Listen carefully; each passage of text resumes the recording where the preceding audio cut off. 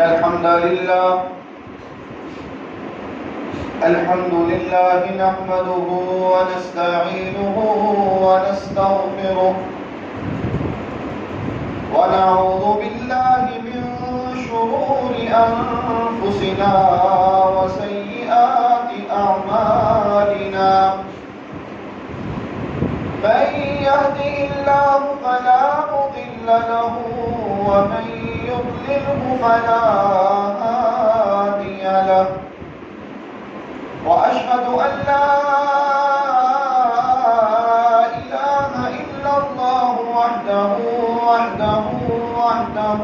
لا شريك له وأشهد أن محمدا عبده ورسوله اللهم صل على محمد وعلى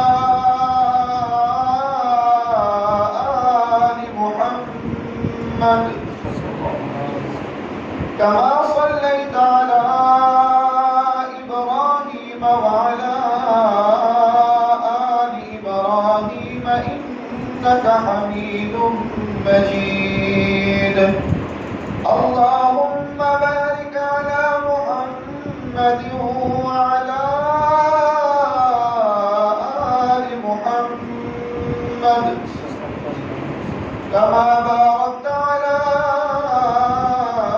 إبراهيم وعلى آل إبراهيم إنك حميد مجيد أما بعد فإن خير الحديث كتاب الله وخير الهدي هدي محمد صلى الله عليه وسلم وشر الأمور محدثاتها وكل محدثة بدعة وكل بدعة ضلالة وكل ضلالة في النار رب اشرح لي صدري ويسر لي أمري واحلل عقدة من لساني يفقهوا قولي رب زدني علما رب زدني علما رب زدنا علما أعوذ بالله من الشيطان الرجيم بسم الله الرحمن الرحيم يا أيها الذين آمنوا أطيعوا الله وأطيعوا الرسول صدق الله العظيم حمد و ثنا تعریف تمجید تقدیس اللہ رب العزت کے لیے جو کائنات کا پالنے والا ہے خالق ہے مالک ہے رازق ہے داتا ہے گنج بخش ہے لجپال ہے غریب نواز ہے غوث اعظم ہے علی کل شیء قدیر ہے درود و سلام آقائے دو جہاں امام الانبیاء خطیب الانبیاء امام اعظم پیر اعظم مرشد اعظم رہبر اعظم امام کائنات نبی التوبہ نبی الرحمہ بشیر نذیر سراج منیر صلی اللہ علیہ وسلم کی ذات اقدس پر ہوں باری تعالیٰ سے دعا ہے کہ اللہ تعالیٰ ہمارا یہاں پر آنا بیٹھنا سننا سنانا اللہ تعالیٰ اپنی بارگاہ کے اندر منظور و مقبول فرمائے اور ہم سب کا ذریعہ نجات کا سبب بنے اللہ تعالیٰ ہم سب کو بار بار اپنے گھر کی زیارت نصیب فرمائے آج کے اس خطبہ جمعہ میں آپ کے سامنے ایک حدیث بیان کرنا چاہتا ہوں جو کہ بخاری اور مسلم کی متفق علیہ حدیث ہے اس حدیث میں اللہ کے نبی صلی اللہ علیہ وسلم نے 7 قسم کے لوگوں کا تذکرہ کیا ہے اور ان کے متعلق فرمایا ہے کہ اللہ ایسے لوگوں کو قیامت والے دن اپنے عرش کے سائے کے نیچے جگہ دے گا کیوں اس وقت اللہ کے عرش کے سائے کے علاوہ کوئی اور سایہ نہیں ہوگا ابو ہریرہ رضی اللہ تعالی عنہ سے مروی ہے کہ رسول اللہ صلی اللہ علیہ وسلم نے فرمایا سبعۃ یظلهم اللہ فی ظلہ یوم لا ظل الا ظلہ، کہ 7 قسم کے ایسے لوگ ہوں گے جن کو اللہ قیامت والے دن اپنے عرش کے سائے کے نیچے جگہ دے گا، اور اس دن اللہ کے عرش کے سائے کے علاوہ کوئی اور سایہ نہیں ہوگا۔ پہلے نمبر پر رسول اللہ صلی اللہ علیہ وسلم نے فرمایا الامام العادل، عادل حکمران، انصاف کرنے والا حاکم، عدل و انصاف کے ساتھ فیصلے کرنے والا حکمران۔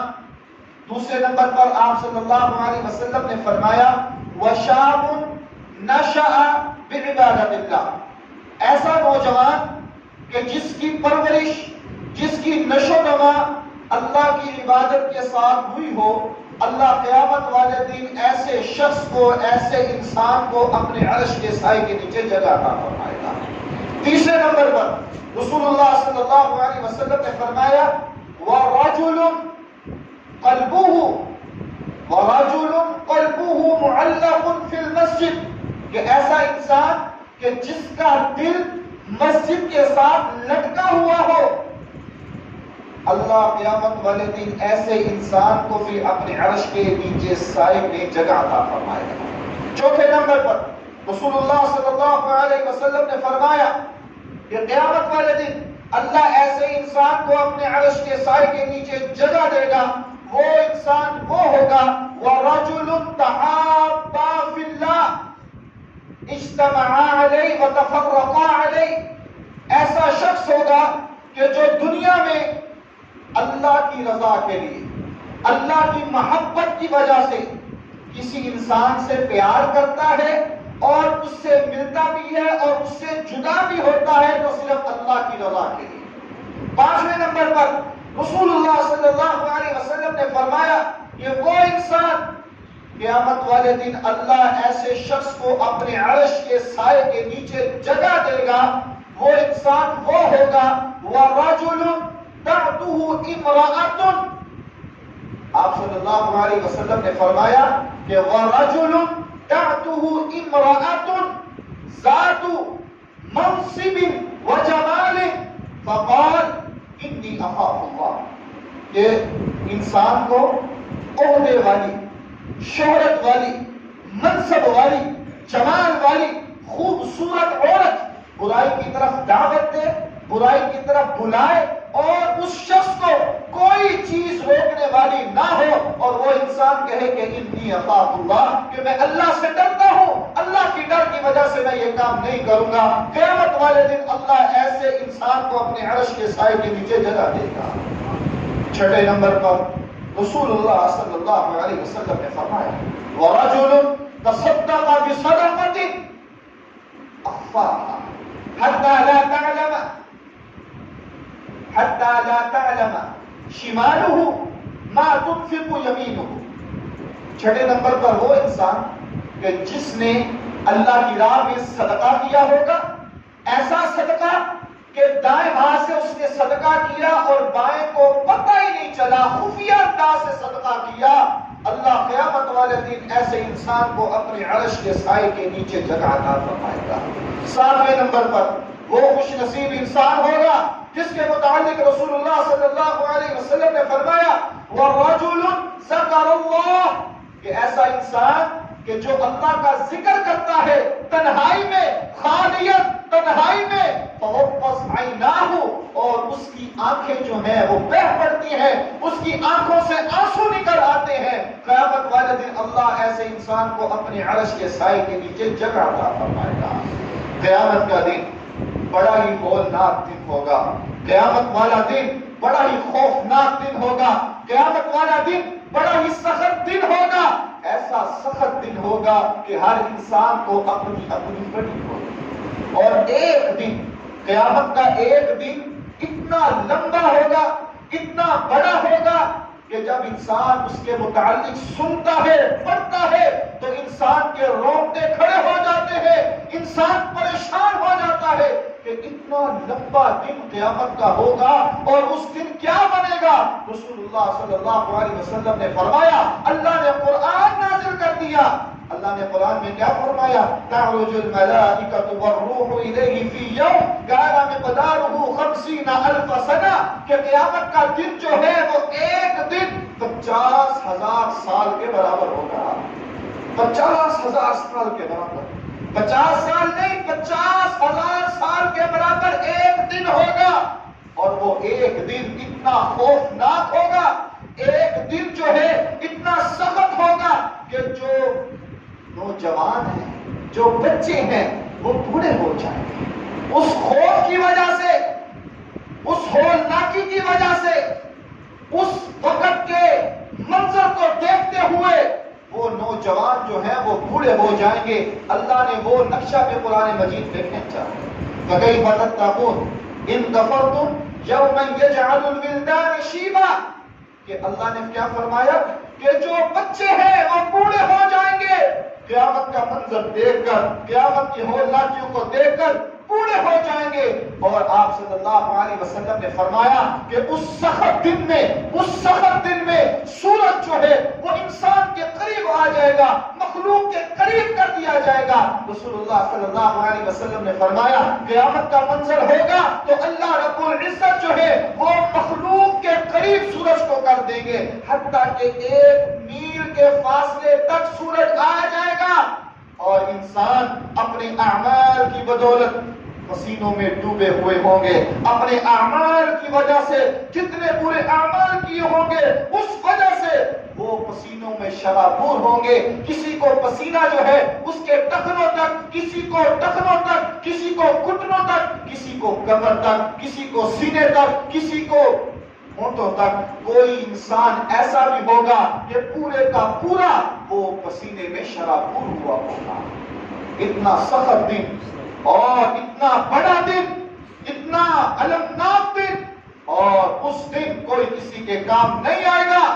اللہ ایسے لوگوں کو، ایسے انسانوں کو، ایسے خوش نصیب لوگوں کو اس وقت اپنے عرش کا سایہ نصیب کرے گا جب کوئی اور سایہ وہاں موجود نہیں ہوگا. اور ان میں سے پہلا خوش نصیب کون ہے؟ الامام العادل، نیک حکمران، عادل حکمران. کہ انسان اگر کسی کے پاس حکومت آئی ہے، اگر کسی کے پاس عہدہ آیا ہے تو وہ اپنی رعایا کے متعلق عدل و انصاف کے ساتھ فیصلے کرے.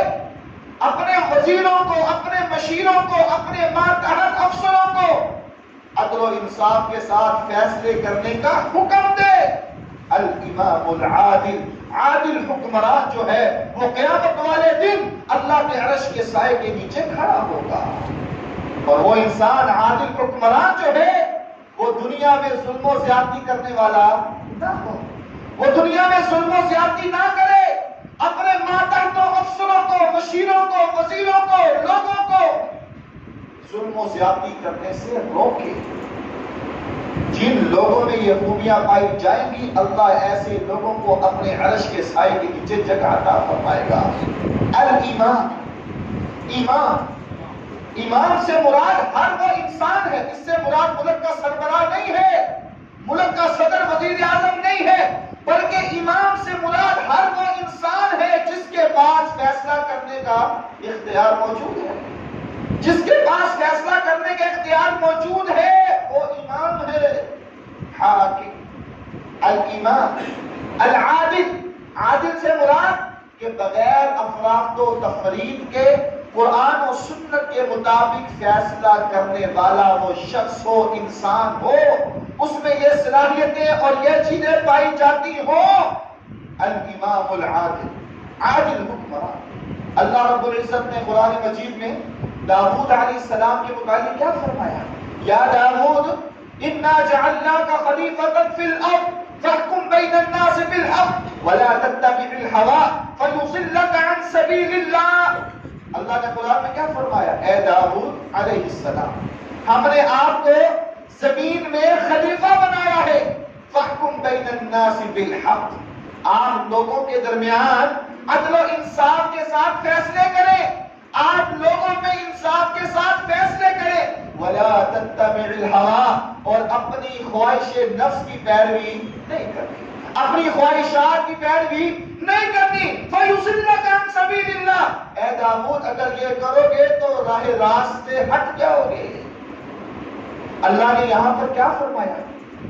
عادل حکمران، انصاف کرنے والا حاکم. اللہ نے کیا فرمایا ہے کہ عدل و انصاف کے ساتھ ساتھ اپنی خواہشات کو بیچ میں لانا نہیں ہے. کیوں؟ جب خواہشات آ جائیں، جب منمانی آ جائے، جب اپنی انا آ جائے، جب خواہشات نفس آ جائے، پھر انسان انصاف کے ساتھ فیصلے کر سکتا نہیں کر سکتا. پھر انصاف کے ساتھ فیصلے نہیں ہو سکتے، کیونکہ اس کی اپنی خواہش آ جاتی ہے. اور اکثریت جو ہے وہ انسان عدل و انصاف کے تقاضوں کو پورا نہیں کر سکتا، حتیٰ کہ وہ ظلم کرنے لگ جاتا ہے.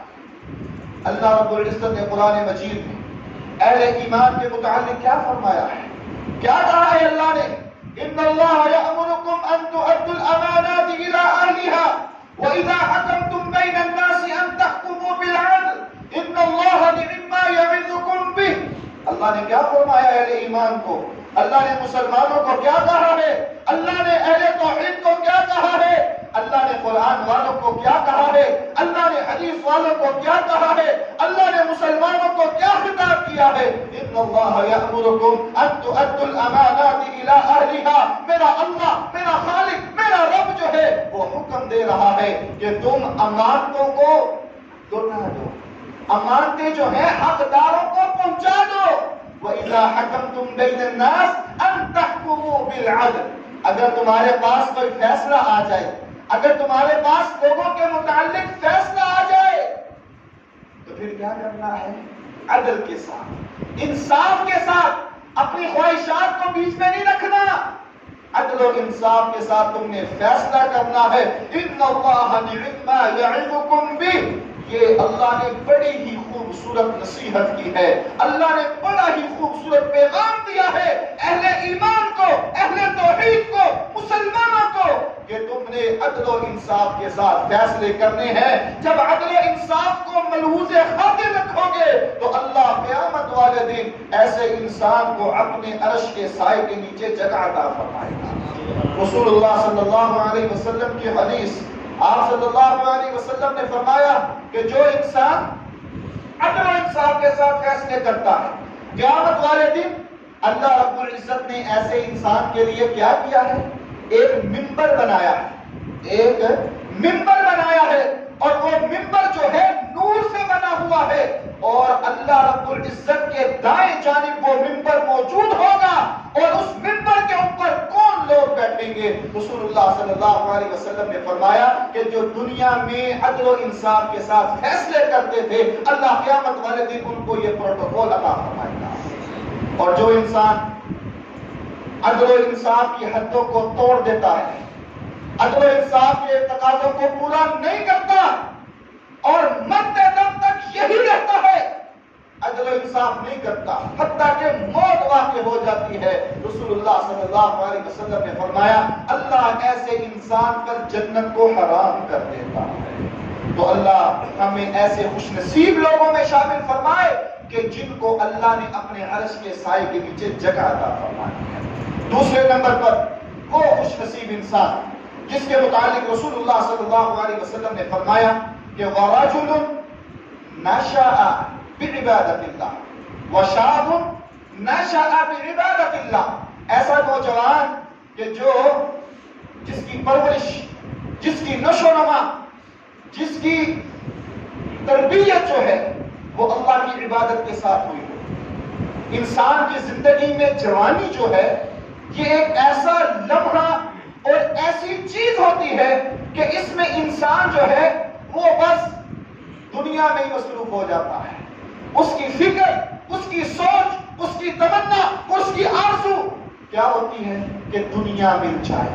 دنیا کا مقام، سٹیٹس اگر اس کو بتلایا جائے کہ میرے نبی کی حدیث یہ ہے، میرے نبی کا فرمان یہ ہے، تو اکثریت جو ہے وہ سننے میں یہی آتا ہے کہ ابھی بہت عمر پڑی ہے، ابھی بہت ٹائم پڑا ہے، ایک عمر کے حصے میں آ کر ہم وہ کام بھی کر لیں گے، وہ سنت بھی اپنا لیں گے، وہ عمل بھی کر لیں گے. ابھی ہم نے دنیا کمانی ہے، ابھی ہم نے دنیا میں اپنا ہے، ابھی شہرت کمانی ہے۔ رسول اللہ صلی اللہ علیہ وسلم کا فرمان ہے کہ جس کی نشو نما اللہ کی عبادت کے ساتھ ہو، جس نے جوانی جو ہے وہ اللہ کی عبادت میں گزاری ہو، جس نے اپنی جوانی جو ہے وہ اللہ کی راہ میں گزاری ہو، تو ایسا انسان جو ہے وہ اللہ کے عرش کے سائے کے نیچے کھڑا ہوگا۔ آپ صلی اللہ علیہ وسلم نے فرمایا کہ 5 چیزوں سے پہلے غنیمت جان لو، 5 چیزوں سے پہلے غنیمت سمجھو۔ پہلے نمبر پر آپ نے کیا فرمایا کہ بیماری سے پہلے تندرستی کو غنیمت سمجھو۔ کوئی پتہ نہیں کس موڑ پر بیماری لگ جائے، کوئی پتہ نہیں کس موڑ میں آ کر انسان بیمار ہو جائے۔ ہماری پلاننگ جو ہے وہ بہت لمبی ہوتی ہے، ہماری سوچیں جو ہے وہ بہت عروج پر ہیں، لیکن ہم نے یہ نہیں سوچا کہ آج تندرستی ہے، آج جسم میں طاقت ہے، قوت ہے، آج اللہ نے سب کچھ دیا ہے، مجھے اس وقت کیا کرنا چاہیے، مجھے اس ٹائم کیا کرنا چاہیے تاکہ میں وہ عمل کروں، وہ کام کروں اور میں جنت کماؤں۔ ہر انسان کی یہ سوچ ہونی چاہیے۔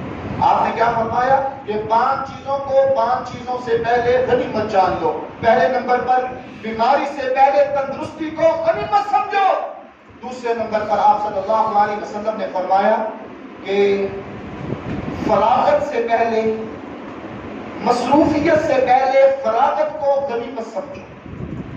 انسان مصروف ہو جائے، اس سے پہلے جب فارغ ہوتا ہے تو وہ غنیمت سمجھے۔ اس غنیمت کے ٹائم میں اس کو چاہیے کہ وہ اپنے اللہ کو منائے، اس کو چاہیے کہ وہ اپنے اللہ کو راضی کر لے۔ تیسرے نمبر پر آپ صلی اللہ علیہ وسلم نے فرمایا کہ موت سے پہلے زندگی کو غنیمت سمجھو۔ موت سے پہلے غنیمت سمجھو زندگی کو۔ یہ زندگی جو ہے یہ ختم ہو جانی ہے، اس لیے زندگی ایک غنیمت ہے، زندگی ایک مہلت ہے۔ آپ صلی اللہ علیہ وسلم نے چوتھے نمبر پر فرمایا کہ کنگالی، غربت، مفلسی سے پہلے خوشحالی، اس کو غنیمت سمجھو۔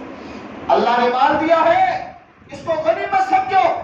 اللہ نے عہدہ دیا ہے، اس کو غنیمت سمجھو۔ اس سے پہلے کہ یہ عہدہ، یہ مال تم سے چھن جائے، چلا جائے، تمہیں چاہیے کہ تم اپنے اللہ کو بنا لو، تمہیں چاہیے کہ تم اپنے اللہ کو راضی کر لو۔ اور 5ویں نمبر پر رسول اللہ صلی اللہ علیہ وسلم نے کیا فرمایا؟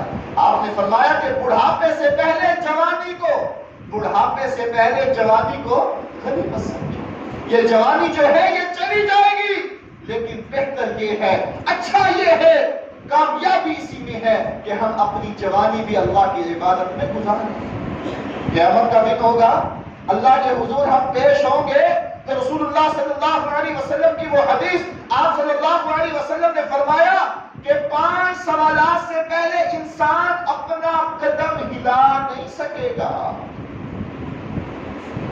اپنا قدم پیچھے نہیں کر سکے گا جب تک وہ 5 چیزوں کا جواب نہ دے دے۔ اس سے سوال کیا جائے گا۔ کیا سوال ہوگا؟ پہلے نمبر پر کہ تجھے دنیا ملی، تو نے کیا کیا؟ دنیا ملی تو نے کیا کیا؟ تجھے مال ملا، تو نے کیسے کمایا؟ تجھے دولت ملی، تو نے کیسے کمائی؟ تو نے کام کیا، تجھے مال ملا، تو نے کہاں خرچ کیا؟ رسول اللہ صلی اللہ علیہ وسلم نے فرمایا کہ تجھے جوانی ملی، تو نے کہاں خرچ کی؟ 5ویں نمبر پر آپ صلی اللہ علیہ وسلم نے فرمایا کہ تجھے، آپ علیہ السلام نے فرمایا، رسول اللہ صلی اللہ علیہ وسلم کی حدیث، کہ تجھے علم ملا، علم دیا گیا، تو نے اس کا استعمال کیسے کیا؟ ان 5 چیزوں کا سوال اور اس کا جواب جب ہوگا، اس سے پہلے انسان اپنا قدم پیچھے نہیں کر سکے گا۔ تو یہ جوانی جو ہے، یہ تندرستی جو ہے، یہ اللہ کی بہت بڑی نعمت ہے۔ اس نعمت کا فائدہ اٹھائیں اور ہمیں چاہیے کہ ہم اپنے اللہ کو منائیں، اپنے اللہ کو راضی کریں، اپنے اللہ سے دعائیں کریں اور عبادت کریں، اور ان خوش نصیب لوگوں میں شامل ہو جائیں جن کو قیامت والے دن اللہ نے اپنے عرش کے سائے کے نیچے جگہ عطا فرمائی۔ تیسرے نمبر پر رسول اللہ صلی اللہ علیہ وسلم نے فرمایا وَرَجُلٌ قَلْبُهُ مُعَلَّقٌ فِي الْمَسْجِدِ، کہ ایسا نوجوان انسان، ایسا آدمی کہ جس کا دل مسجد کے ساتھ لٹکا ہوا، جس کا دل مسجد کے ساتھ لٹکا ہوا ہو، مسجد میں جائے تو بڑا سکون محسوس کرے، مسجد میں جائے تو اس کو اطمینان حاصل ہو، مسجد میں جائے تو وہ اپنے آپ کو پرسکون محسوس کرے، اور جب وہ مسجد سے باہر آئے تو اس کا دل پھر بھی مسجد کی طرف لگا ہوا ہو کہ میں نے کب مسجد جانا ہے، کس ٹائم مسجد جانا ہے، کتنا ٹائم باقی ہے، کتنا ٹائم رہ گیا ہے۔ ایسا انسان جس کے متعلق رسول اللہ صلی اللہ علیہ وسلم نے فرمایا کہ اللہ ایسے انسان کو اپنے عرش کے سائے کے نیچے جگہ عطا فرمائے گا۔ اور آپ صلی اللہ علیہ وسلم نے فرمایا کہ جو انسان گھر سے وضو کرے، اچھا وضو کرے، اور وضو کرنے کے بعد وہ گھر سے نکل کر مسجد کی طرف آئے اور مسجد میں وہ شخص آتا ہے تو اللہ کا وہ مہمان ہوتا ہے، وہ انسان کیا ہوتا ہے؟ اللہ کا مہمان ہوتا ہے۔ اور اللہ کا مہمان جب انسان بن جائے تو اللہ پھر اپنے شایع شان جو ہے اس انسان کی میزبانی کرتا ہے، اور اللہ پھر ایسے انسان کے لیے جنت میں میزبانی کو تیار کرتا ہے، اور ایسے انسان پر پھر جنت واجب ہو جاتی ہے۔ کیوں؟ کہ اللہ اس کا میزبان ہے، وہ انسان اللہ کا مہمان ہے، اور پھر اللہ اپنے شایع شان جو ہے اس کی میزبانی کو کرے گا۔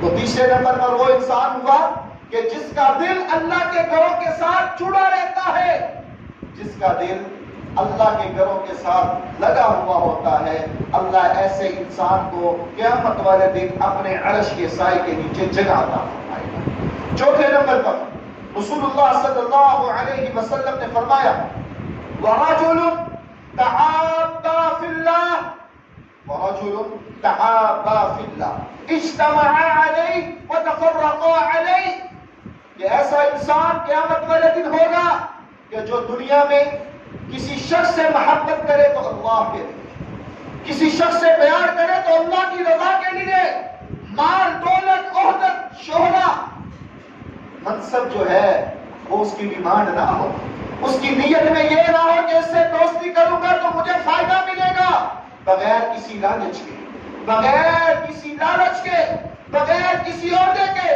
صرف اللہ کی رضا کے لیے، اللہ کی رضا مقصود ہو، وہ انسان کسی انسان سے محبت کرتا ہے، دونوں ملتے ہیں، دونوں جدا ہوتے ہیں۔ رسول اللہ صلی اللہ علیہ وسلم نے فرمایا کہ قیامت والے دن اللہ رب العزت جو ہے ایسے انسان کو اپنے عرش کے سائے کے نیچے جگہ عطا فرمائے گا۔ آج اس چیز کی ہمارے معاشرے میں کمی ہے۔ آج ہم کسی کے ساتھ تعلق بنائیں تو ہمارا کوئی نہ کوئی مقصد ہوتا ہے، اللہ کی رضا۔ یہ مسجد میں آنا، یہ ایک دوسرے کے ساتھ تعلقات کو چھوڑنا مضبوط کرنے کا بہترین ذریعہ ہے۔ ہم میں سے ایسے لوگ ہیں اکثریت کہ جن کا ہمارا خونی رشتہ نہیں ہے، ہماری رشتہ داری نہیں ہے، لیکن مسجد کی مناسبت سے ہم ایک دوسرے کو جاننے لگے، مسجد کی مناسبت سے ہم ایک دوسرے کو پہچاننے لگے ہیں۔ اگر ہماری دوستی، اگر ہمارے ملنے کا معیار یہ ہو کہ اللہ راضی ہو جائے، اگر ہمارے ملنے کا معیار یہ ہو کہ اللہ کی رضا ہماری مقصود ہو، تو قیامت والے دن اللہ ایسے انسان کو اپنے عرش کے سائے کے نیچے جگہ عطا فرمائے گا۔ اور وہ صلی اللہ علیہ وسلم کی حدیث کہ جو انسان ایمان کی لذت کو محسوس کرنا چاہتا ہے تو اس کے اندر وہ تین چیزیں ہونی چاہیے، وہ حدیث یاد ہونی چاہیے کہ آپ نے فرمایا کہ جس انسان کے اندر تین چیزیں پائی جائیں گویا کہ اس نے ایمان کی لذت کو، ایمان کی حلاوت کو پا لیا، محسوس کر لیا۔ پہلے نمبر پر کیا تھا کہ انسان سب سے زیادہ اللہ اور اس کے رسول صلی اللہ علیہ وسلم سے محبت کرے، سب سے زیادہ اللہ اور اس کے رسول صلی اللہ علیہ وسلم سے محبت کرے۔ اور دوسرے نمبر پر جو آج کا ہمارا موضوع چل رہا ہے، دوسرے نمبر پر وہ خاصیت انسان کے اندر ہونی چاہیے کہ اگر وہ انسان کسی سے محبت کرے، پیار کرے تو صرف اللہ کی رضا کے لیے، مقصد یہ ہو کہ اللہ راضی ہو جائے۔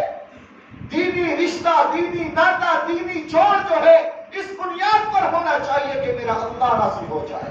اور تیسرے نمبر پر رسول اللہ صلی اللہ علیہ وسلم نے فرمایا کہ انسان کفر میں جانا ایسا ناپسند کرے جس طرح انسان جہنم میں جانے میں ناپسند کرتا ہے۔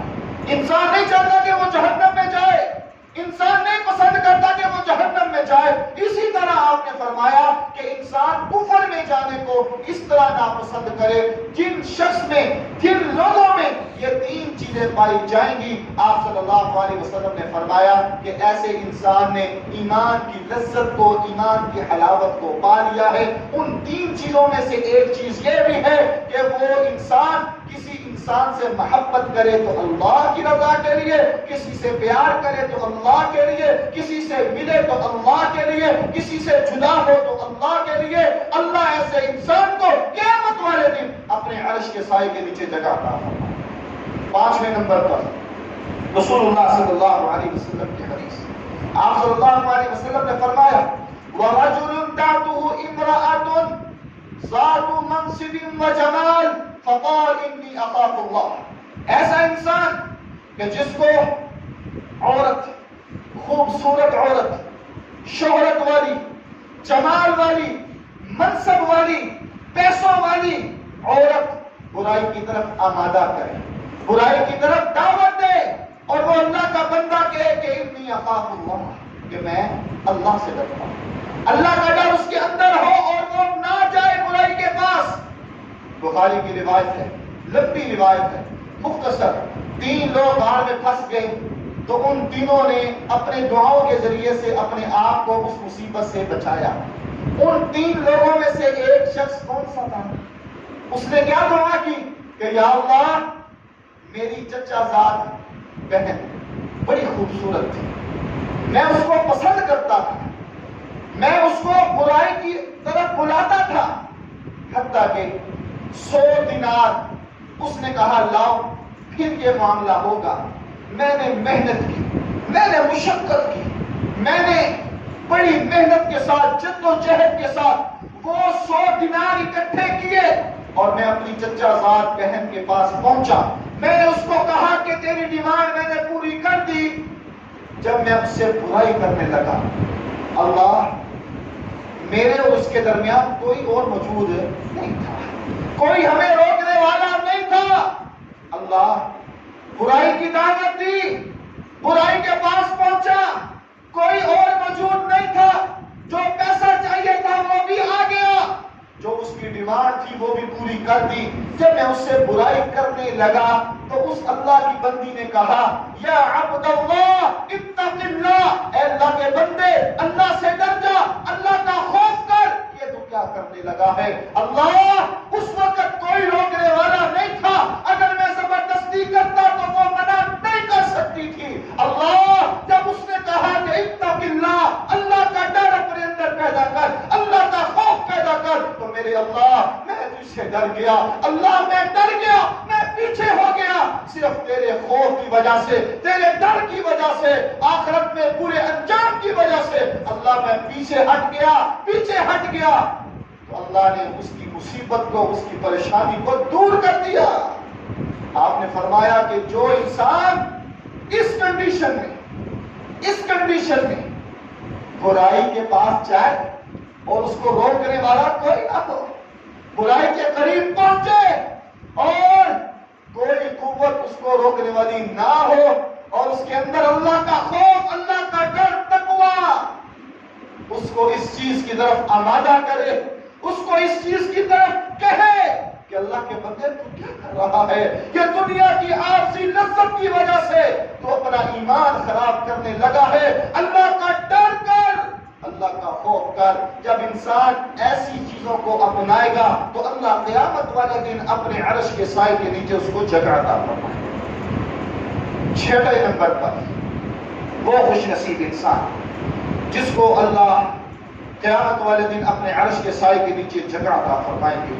وَرَجُلٌ تَصَدَّقَ بِصَدَقَةٍ وَرَجُلٌ تَصَدَّقَ بِصَدَقَةٍ کہ ایسا انسان فَأَخْفَاهَا صدقہ کرتا ہے خفیہ انداز سے، خفیہ صدقہ، حَتَّى لَا تَعْلَمْ شِمَالُهُ مَا تُنْفِقُ يَمِينُهُ صدقہ کرے دائیں ہاتھ سے اور بائیں کو پتہ ہی نہ چلے، بائیں کو محسوس ہی نہ ہو کہ اس نے کیا کیا۔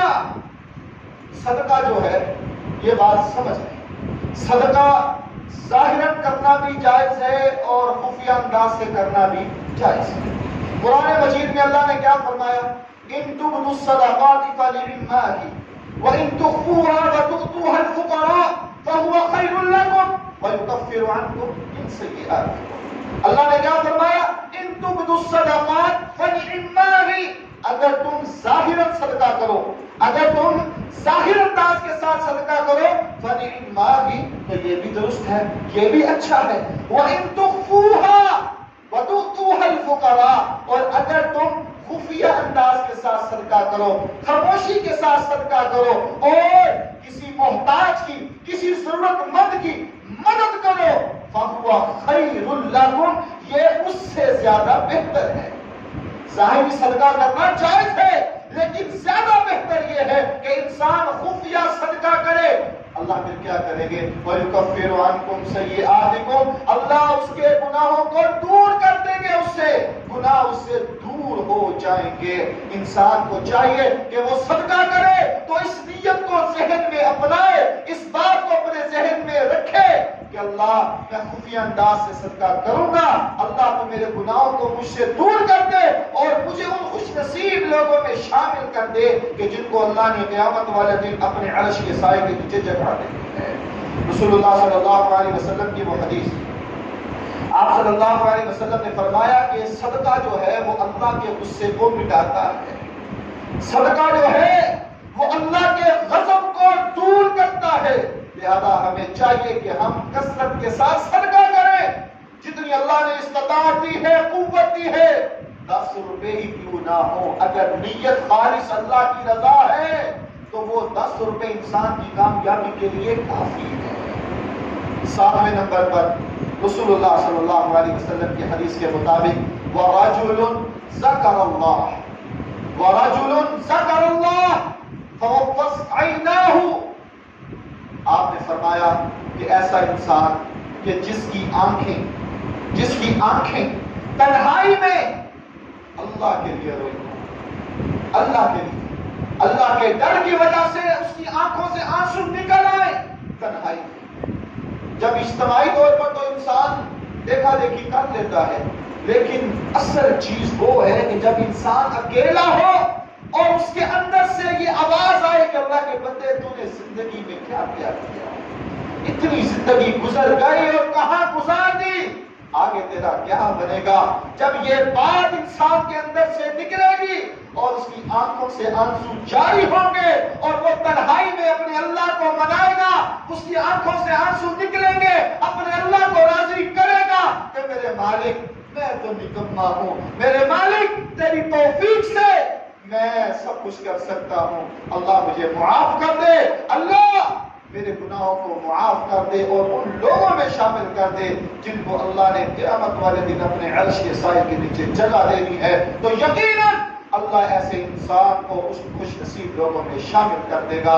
اللہ ان 7 چیزوں میں سے اللہ ہمیں کوئی چیز اپنانے کی توفیق عطا فرمائے، اللہ ایسے عمل، ایسے کام کرنے کی توفیق عطا فرمائے کہ جس سے اللہ تو راضی ہو جا، اور اللہ جب راضی ہو جائے گا تو انسان کی کامیابی کے لیے کافی ہے۔ اللہ ہمیں اعمال کرنے کی توفیق عطا فرمائے۔